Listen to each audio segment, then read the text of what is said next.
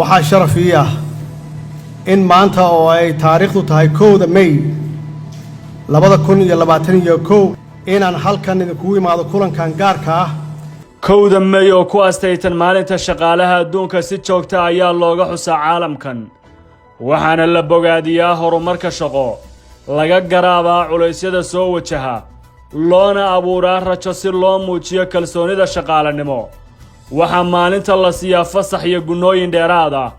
waa maalin ay dadka shaqaalaha adduunku si weyn u wada sugaan dabaaldegeeda muqdisho caasimadda Soomaaliya maanta uma ahayn maalin fasax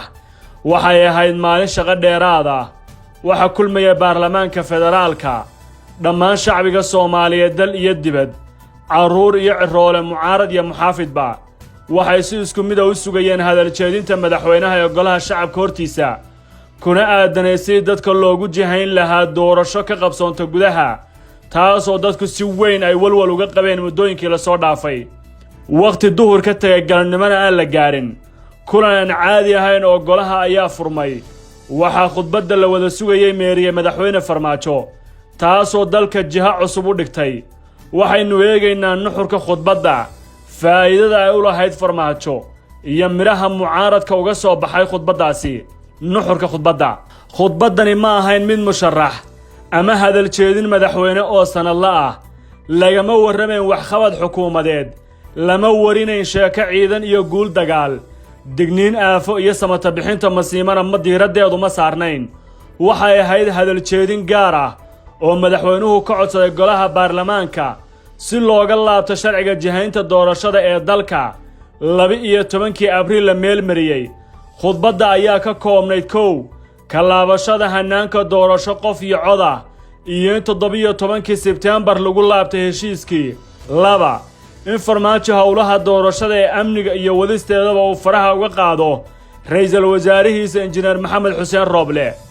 maxay uga dhignayd Farmaajo khudbaddan mid ka mid ah weerihiisa ugu cuslaa ugu deganaa kana muuqatay kalsooni iyo kalfurnaan qofeed ayuu daqiiqadii u hadlayay hawada u mariyay shacbiga Soomaaliyeed qaydahooda kala duwanaa Farmaajo waxa uu muuqday inay maanta bilow u tahay muddo xileedkiisa haystayna 4 sano oo cusub hadda waxaa laga diiwaan galiyay dhowr qodob oo ku saabsan khudbaddan 1 4 sano iyo dheeraad waxa uu madaxweynuhu maanta dhigay xujo siyaasadeed qofka soo xilka uga dambeeya wajihi doono sababtu waa in ra'iisul wasaarihiisu uusan la sharaxnayn wali ku kalsoon yahay baarlamaankii doortay uusan wali shaqadooda isdhimin si muuqatana doorashada ay saameyn ugu leeyihiin 2 waxa uu meesha ka saaray damaca lagu xanto ee ah inuusan tartan rabin waxa uu golaha hortooda maqraati gashada Soomaalida inuu dalku doorasho u rabo laakiin mas'uuliyad ka saaran tahay maadaama isaga la doortay 3 waxa uu caynka iyo bayda u jaray shisheeye iyo sokeeye rabay inuu dagaal la galo wasiirkiisa koobaad ee xukuumadda hogaamiya 4 miidaanku waa furan yahay u qordhiibashada shacabka ka soo khudbadiisa waxa ka muuqatay inuu yahay musharaxan gabasho aqoon wiil reer Muqdisho ah tulaale ka sokona uu tartan ku tagi karo oo kaliya 5 ciidamada wuxuu u muujiyay sida uu uga xun yahay in wiil Soomaaliyeed damaca siyaasi aan u danaynayn dhiiggiisu u qabto hadhowna aan la xasuusan waxaana baaq ugu diray inay midoobaan 6 waqtigii ugu mudnaa ayay u ahayd Farmaajo maanta kadib markii uu kubad ku laaday dhanka goosha mucaaradka taas oo leeb iyo fallaar ku ah mucaaradka waana sun ay sibiq ku liqi karaan haddii is hor istaag ay dabcaan taasi waxay u muuqataa khudbaddii Farmaajo inay ahayd mid ka mid ah khudbadihii ugu wanaagsanaa ee uu jeediyo 4 bilood iyo kalkoolis uu hayay xilka madaxtinimo ee Soomaaliya waxaa xusid mudan in taageerada iyo dhiirigelinta shacabka Soomaaliyeed ay mar walba ciidamadeenna ay gelisay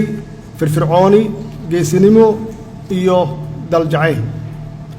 waxaanan ku boorinayaa in la sii xoojiyo wada shaqaynta hay'adaha amniga iyo dadweynaha Soomaaliyeed si aan u xaqiijino higsigeenna Soomaali oo nabad ah Soomaali oo mid ah